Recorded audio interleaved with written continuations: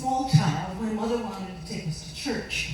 My father did not agree with this, but he said, but if you have to do it, take them to the Unitarian church because it will do the least harm. I know that's right. So she did. So, we're going to Unitarian church. We moved to another town. We just started going to the Unitarian church there. After a few years, the bigots of the town, and we'll find out later why I call them the bigots of the town, burned down our church.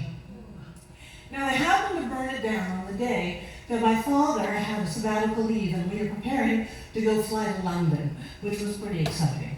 So off we flew to London, and after we were there for a little while, I have no idea how long, because I was 9, not much of a sense of time, and we get a call from the FBI. And it seems my mother had been accused of burning down the Unitarian church.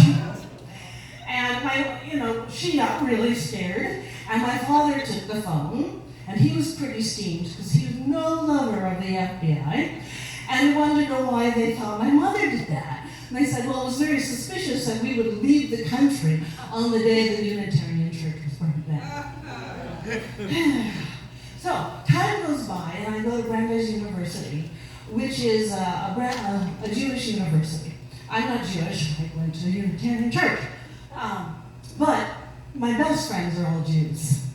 And so, when I found out at the Unitarian church here in Macon, where I now am going because they're welcoming of atheists and pagans, I found out that the local synagogue had been harassed by neo-Nazis. So this made me pretty steamed, and I was hoping to do something. And so there was protest training, so Guillermo and I was right over there. We went to protest training.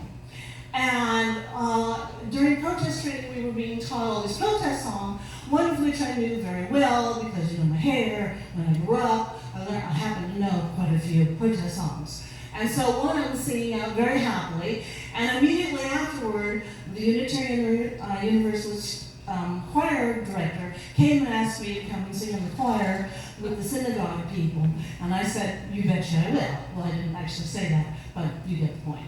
So they let me be in this choir, and it was so much fun.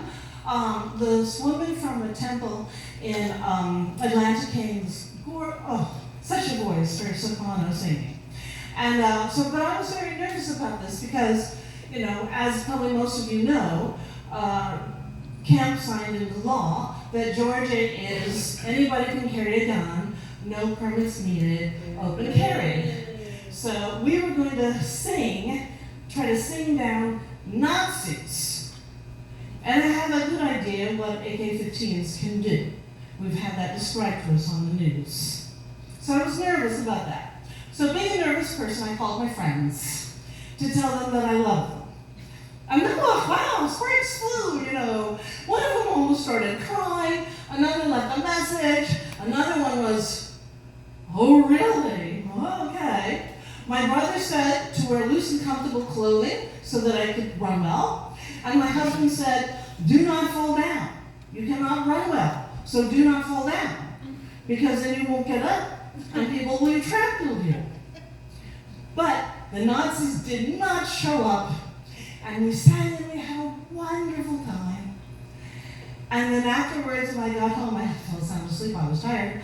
But one of the friends I hadn't been able to get called with this panic in her voice on the message. I was like, what, Nazis? And so I called her back and reassured her. And I would say that sparks flew. My husband at protest training did not want to meet Nazism with peace and love and songs.